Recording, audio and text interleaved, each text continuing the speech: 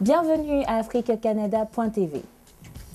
Dans le cadre de son passage au Canada, afrique-canada.tv a tenu à recevoir le responsable de la Japan Karate Association de la République démocratique du Congo. Bonjour et bienvenue Monsieur Pascal Eradi. Bonjour madame. Alors avant de rentrer dans le vif du sujet, dites-nous qui est Monsieur Pascal Eradi? Je suis le président et fondateur de la Japan Karate Association de la République démocratique du Congo. Je pratique le karaté depuis l'âge de 7 ans. Et puis c'est après avoir gravi beaucoup d'échelons qu'aujourd'hui je me retrouve à la tête de cette grande organisation en République démocratique du Congo. Et puis je porte le nombre de dan de la Japan Karate Association. C'est dans le cadre de cette institution ou soit dans le cadre du karaté que je me retrouve aujourd'hui à Montréal. Quel est l'objectif de votre mission au Canada?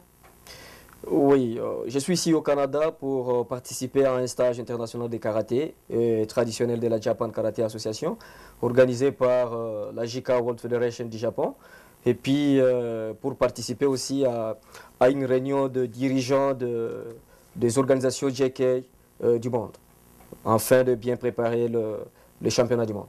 Et pourquoi pour une mission si importante dans le domaine sportif comme le stage international de perfectionnement technique, vous êtes seul à représenter un grand pays comme le Congo, pendant que beaucoup de pays font participer plusieurs athlètes venus également se préparer pour mieux défendre leur couleur nationale au championnat du monde de karaté JKA qui s'annonce? Madame, vous savez, en République démocratique du Congo, comme en Afrique, les démarches ou les procédures pour la participation, soit la sortie du pays, c'est pas facile. Surtout pour nous, les fédérations. Parce que vous savez, ici à Montréal, là où l'économie, ou soit ici au Canada, là où l'économie tourne un tout petit peu bien, chaque athlète ou chaque citoyen a un travail, premièrement. Et puis, il trouve de quoi se déplacer. Donc, pour être bref, ce n'est pas le gouvernement qui prend en charge les karatékas d'ici au Canada. Mais chez nous, compte tenu de la précarité du tissu macroéconomique, c'est le gouvernement qui prend en charge les fédérations lorsqu'il s'agit de manifestations internationales ou soit lorsqu'il s'agit des représentations du pays sur le plan international. Alors, qu'est-ce qui se passe chez nous? Les fédérations du pays travaillent en collaboration avec 4 ministères, à savoir le ministère de la Jeunesse et des Sports, il y a les ministères des Affaires étrangères, il y a les ministères du budget, et puis enfin il y a les ministères des Finances. Alors dans toutes ces démarches pour aboutir, bien sûr, à obtenir les documents comme les autorisations de sortie, comme un budget alloué pour le voyage. Donc, il y a beaucoup de démarches à faire. Et dans ces démarches, parfois, vous pouvez commencer des démarches et puis il y a beaucoup de retard. Beaucoup de retard pour ce qui concerne, premièrement, l'obtention de ces documents. En obtenant les documents, il y a encore un problème parce qu'il faut avoir le passeport de service au niveau du ministère des Affaires étrangères. Arrivé aussi là-bas, il y a parfois beaucoup de retard. Ce qui fait que, d'un côté, vous arrivez avec les documents à l'ambassade et avec un léger retard.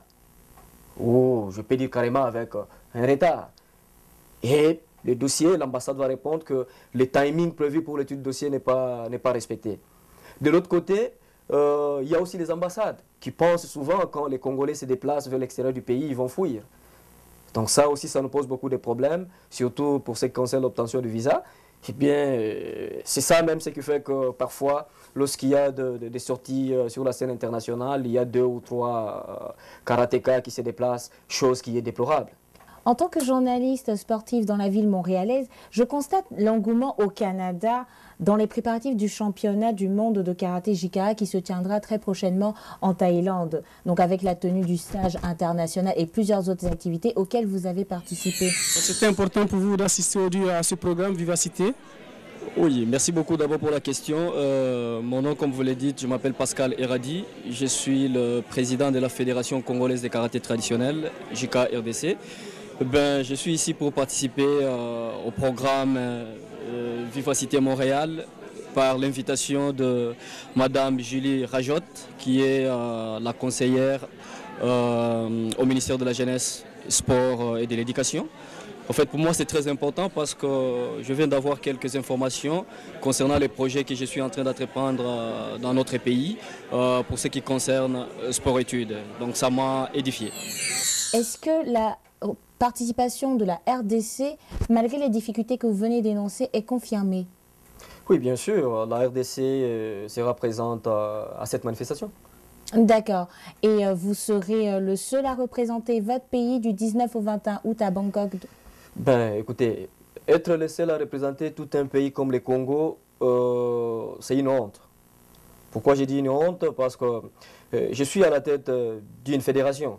C'est toute une fédération, donc une représentation nationale. Alors, quand on participe à un championnat, on voit le pays. Écoutez, si j'étais un particulier, ça c'est autre chose. Mais vous pouvez me dire, un grand pays comme la République démocratique du Congo, qui est seulement la présence d'une seule personne au championnat du monde. Et cette personne représente non seulement la fédération, mais le pays. Je dirais que c'est banal d'être seul. Donc, je compte vraiment de ne plus revoir les difficultés qu'on a rencontrées avant ce voyage. Donc, on a l'espoir dans les bienfaits de nos dirigeants. Et puis, c'est très sûr que toute une équipe va participer à cette compétition pour représenter bien sûr notre pays. D'accord. Donc, M. Eradi, c'est l'ensemble de l'association de karaté traditionnel en RDC qui prendra part à Bangkok à ce championnat mondial. Pour dire que l'ensemble de membres de la fédération va participer au stade et à la compétition mondiale, ça c'est impossible. Parce que notre fédération compte plus de 2500 à 3000 membres. Okay. Parce qu'on est sur presque la moitié du pays. On est plus ou moins dans 5 provinces. D'accord. Donc on a beaucoup de membres. Au fait, qu'est-ce qui se passe? Pour que la fédération ou soit le pays soit représenté à la compétition mondiale, on choisit les meilleurs. Donc, bien évidemment. Oui. Bien sûr. Et c'est ce meilleur qui forme l'équipe nationale. Et cette équipe nationale est tirée bien sûr après des entraînements, après des compétitions. C'est l'ensemble des champions qui constituent bien sûr l'équipe nationale. Et avant que cette équipe représente les pays, il y a plus ou moins des entraînements de sélection. Il y a les entraînements préparatoires, il y a la sélection, l'élimination, et puis on va tamiser pour ne prendre que les meilleurs. Donc sur toute la surface de notre pays, on peut compter plus ou moins 25 ou si c'est trop, 26 personnes, parce qu'il y a aussi les officiels à l'intérieur, et puis il faut qu'il y ait des réserves. Vous savez, c'est une grande compétition, un championnat mondial. D'accord, donc en fait c'est un challenge à relever pour ces 25 meilleurs karatékas qui prendront part à cette messe mondiale de la JKA. Oui, bien sûr. Donc, avant qu'il y ait cette participation, il y aura d'abord le championnat du Congo. On va participer d'abord au championnat d'Afrique, et puis il y aura le championnat du Congo chez nous, dans les pays. C'est à partir du championnat du Congo, là où on va tirer les meilleurs, qui vont bien sûr constituer et qui vont se rallier à l'équipe nationale présente. Et puis l'ensemble, il y aura les entraînements encore de préparation, comme on est en train de les faire toujours. Et dans ça, il y aura des présélections, il y aura des confirmations des sélections, il y aura l'élimination. Et puis là, on aura une équipe bien battue qui va représenter le pays. Donc écoutez, nous ne pouvons que vous encourager dans ce sens parce qu'on se rend compte que c'est vraiment un travail assidu, minutieux, que vous tentez avec votre élite d'aller représenter dignement votre pays à l'échiquier international. Donc face à cette organisation, il vous a fallu combien de temps pour pouvoir structurer tout ceci? Vous savez, la JK-RDC existe depuis 2005, sous le nom bien sûr de l'Association congolaise de karaté traditionnel. On avait eu tout le temps pour structurer cette grande organisation en République démocratique du Congo. Oui, pour ce qui concerne la préparation au championnat du monde, les championnats du monde étaient prévus, c'était en 2009. C'était prévu en 2009. Alors on commençait déjà à préparer ces championnats du monde depuis qu'on l'avait annoncé. C'est pourquoi la JKRDC avait organisé depuis longtemps, donc depuis 2007, des stages internationaux et puis des stages provinciaux, des stages nationaux. On a commencé à partir de 2007. Il y avait le premier stage avec espoir de préparer l'équipe pour le championnat du monde qui était prévu en 2009. En 2008, il y avait encore un stage international à Kinshasa. Arrivé vers la fin de 2008, l'organisation, donc la JK World Federation, a informé à tous ses membres que faute de la crise qui a frappé le monde, il n'y aura pas moyen que les championnats du monde puissent se dérouler. Donc on a repoussé les championnats du monde jusqu'à une date ultérieure. Alors à partir de là, la fédération n'a pas croisé les bras. La fédération a continué de préparer ses athlètes, bien sûr, en se larguant toujours dans l'organisation des stages internationaux. Arrivé en 2009, il y avait encore les stages à Kinshasa. En 2010, il y avait encore les stages internationaux à Kinshasa, ce qui prouve que l'équipe vraiment est suffisamment préparée. Donc c'était une préparation de longue date. Et puis jusque-là, avant les championnats du monde, on se prépare encore. Et ce troisième stage international va se dérouler cette fois-ci dans une autre province de notre pays, précisément à Lubumbashi. Ok, d'accord. Donc ça nous a pris beaucoup de temps et puis on continue toujours à préparer. Alors de notre côté, on n'a pas les problèmes. Ce qu'on demande, c'est juste à ce que notre gouvernement nous fasse un coup de pouce. Donc nous faisons notre part, que les gouvernements de notre pays aussi fassent le leur.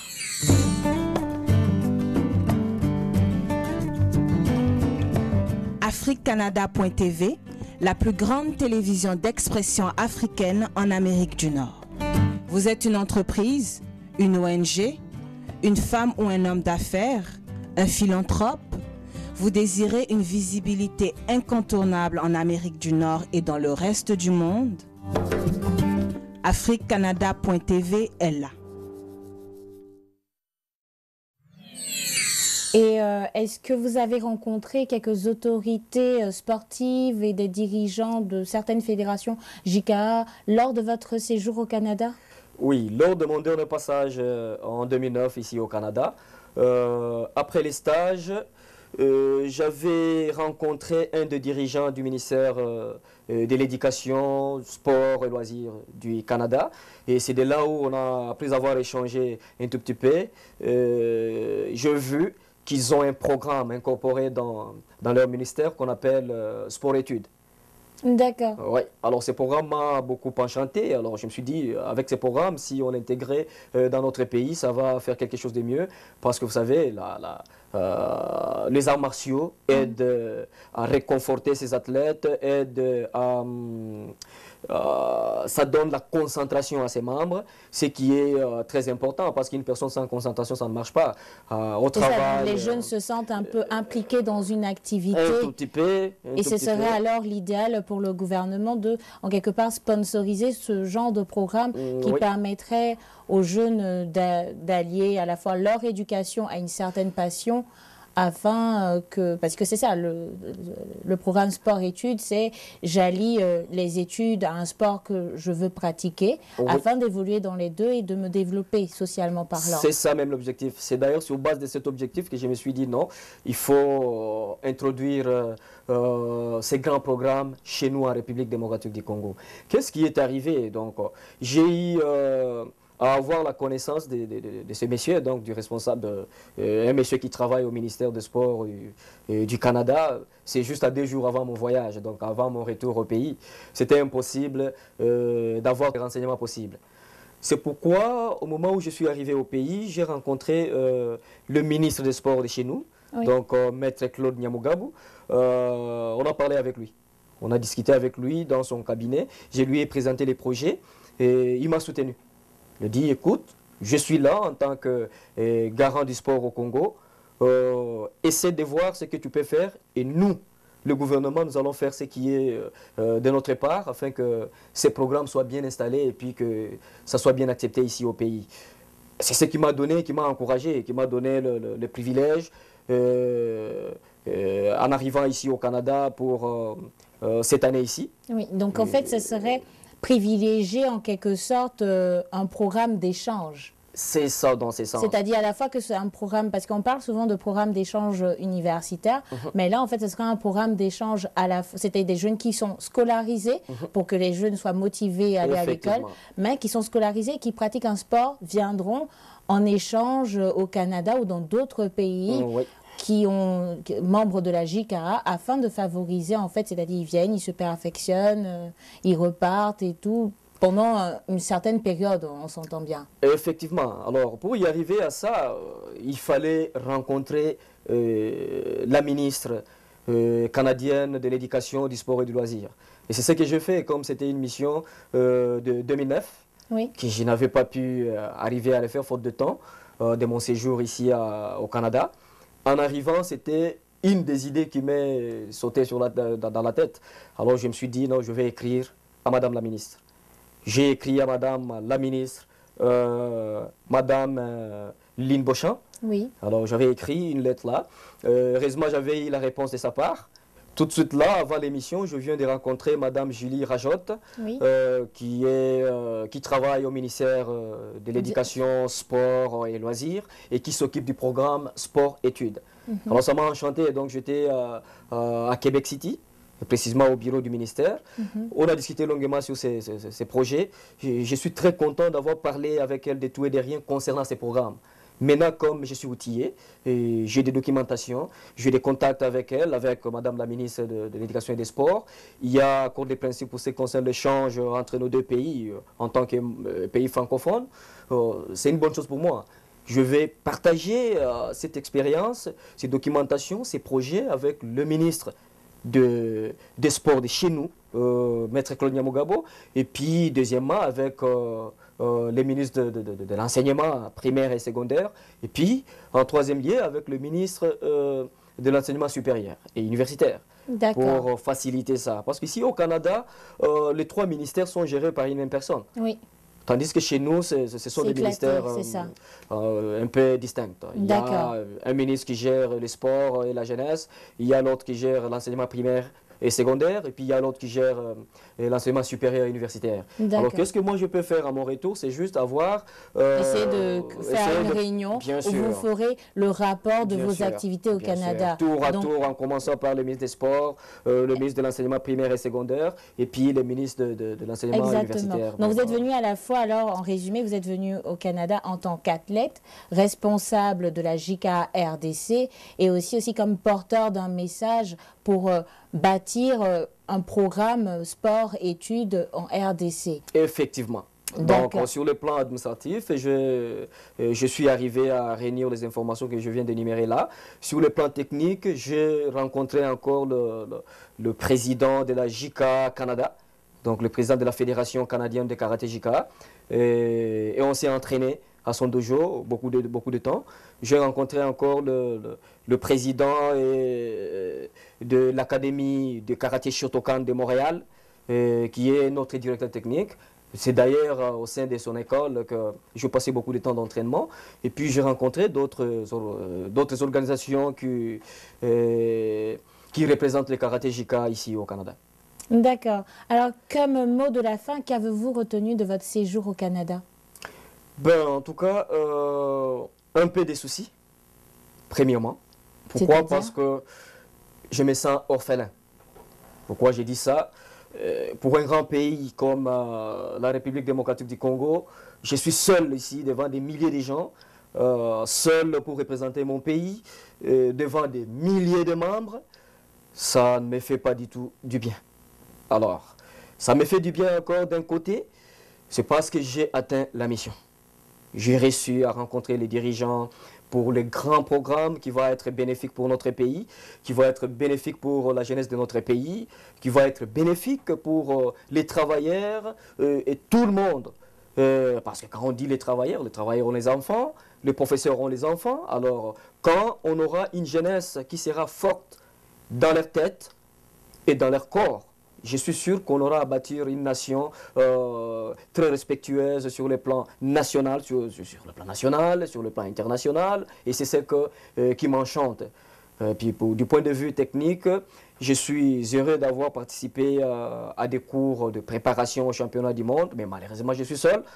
Mais vous transmettrez votre savoir aux 25 jeunes sportifs qui doivent vous accompagner à Bangkok. Bien sûr, vous savez, au pays... C'est une lourde responsabilité, mais vous devez en être fier parce que vous êtes celui qui va véhiculer de l'information. Oui, bien sûr. Donc, je combine en même moment les entraînements et puis les lourdes responsabilités du point de vue technique et du point de vue administratif, allais-je dire. Mais il y a les coachs. Il y a l'entraîneur national, il y a les membres de l'équipe nationale qui n'ont pas participé à ces stages. Alors, qu'est-ce que je vais demander en grosso modo? Je vais demander à notre gouvernement, premièrement, de soutenir les efforts de fédération. Parce que vous savez, quand nous sommes à l'étranger, on ne voit pas l'image de la personne, on voit l'image du pays. Et puis, quand les responsables, comme nous, les responsables de fédération, nous arrivons devant les autres responsables, et surtout les hauts responsables, bien sûr, qui chapeautent le karaté au niveau mondial, vous précisez que mon pays va participer au stage, mon pays va participer à la compétition. Eh bien, il y a des frais à payer. Vous payez les frais, et puis ils réservent, parce que souvent les stages qu'on sort sont réservés. Oui. Ils réservent la place, vous réservez les hôtels, et arrivez chez nous, il n'y a pas les moyens nécessaires. Pas seulement vous avez manqué à la formation, mais aussi vous vous êtes discrédité. Pas vous, la personne. On dit, mais la nation. Where is the Democratic Republic of Congo? Il n'y a aucune personne. L'année passée, une personne. Responsable de la fédération, on comprend. La deuxième année, une personne. Mais on dit, mais monsieur, vous évoluez seul. Vous nous dites que vous avez une fédération, vous n'avez pas de membres. Vous voyez, c'est un peu décourageant. Alors, c'est notre pays, on ne peut pas se laisser.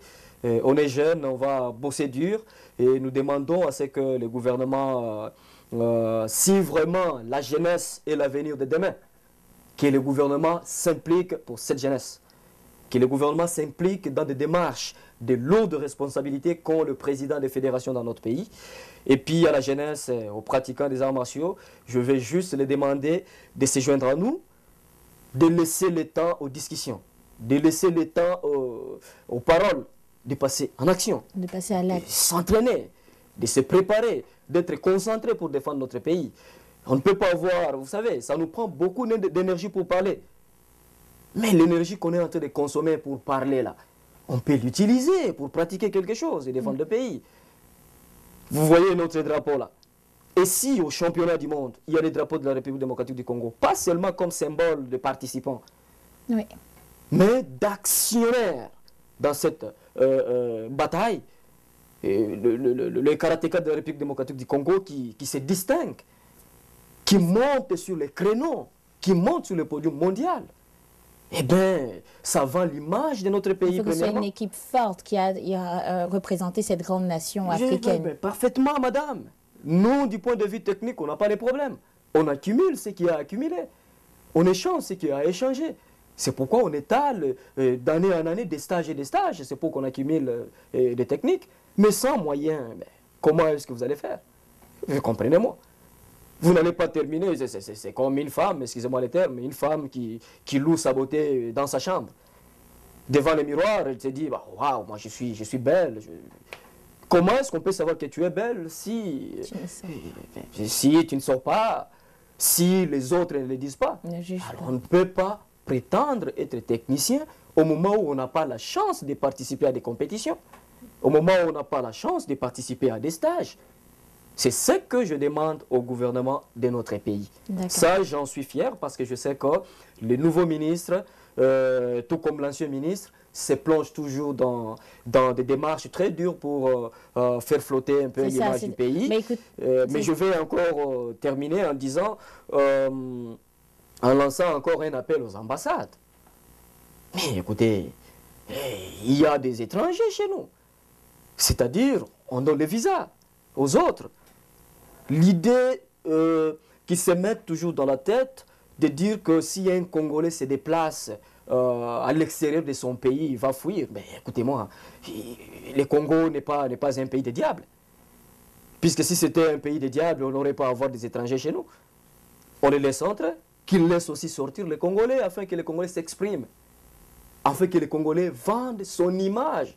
Et vendent sa nation. Mais bien sûr. Vous me comprenez, vous comprenez Parce mon que émotion.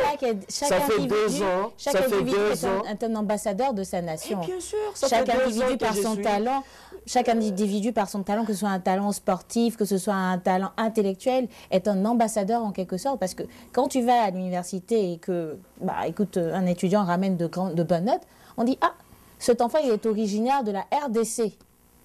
Quand tu es directeur aussi d'une entreprise et que tu poses de grandes actions dans l'entreprise, ce brillant monsieur, ce brillant gestionnaire est originaire de la RDC. Donc, en RDC, il y a des sportifs, il y a de vaillants sportifs, il y a de vaillants hommes d'affaires, il y a de vaillants étudiants. Et aujourd'hui, chaque personne est un ambassadeur. Si vous étiez venu aujourd'hui avec toute votre équipe, il y aurait une multitude d'ambassadeurs. Chacun, par des discussions, aurait pu vendre. Ben, écoutez, sachez que aussi, avec souvent peu de moyens, on peut réaliser de grandes choses. Ouais, et tout ce qu'on vous souhaite à Bangkok en août 2011, c'est que l'équipe de la JKA RDC aille avec les difficultés rencontrées, avec le peu de moyens réalisés, de grandes choses sur la scène internationale pour montrer que malgré que ça peut être difficile, on peut arriver à bout de nos forces et réaliser de grandes choses. Et je vous souhaite, toute l'équipe d'AfriCanada.tv vous souhaite de remporter une grande place, de figurer parmi les premiers à cette grande messe du karaté. Merci d'être venu sur notre antenne, merci de nous avoir accordé ce temps d'échange, de discussion. Bon retour en RDC et bonne chance pour la JKA, le championnat de JKA. Merci beaucoup madame, merci AfriCanada.tv.